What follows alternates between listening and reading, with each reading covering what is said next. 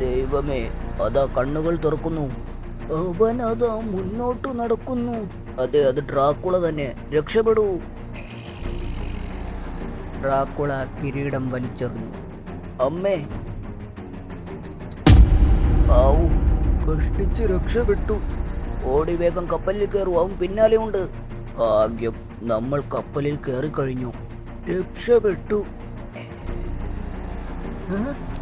Henry, നോക്ക്, അതിൽ ശരിക്കും തീയുണ്ട്. നാശം, കപ്പലിന് തീയും പിടിച്ചു. രക്ഷിക്കണേ ഹെൻറി, എന്തൊക്കെയാണിത്?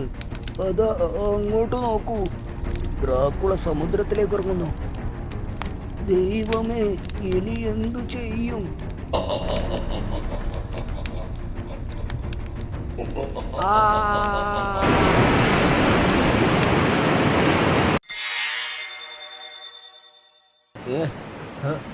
അത് ഒരു സ്വപ്നമായിരുന്നോ? വിശ്വസിക്കാനാവുന്നില്ല. ഇത് കരയാണല്ലോ. ഹെൻറി, ഉണരൂ, ഉണരൂ ഹെൻറി, നാം കരയിലെത്തി. താനിത് എന്തെടുക്കുകയാ? അയ്യോ!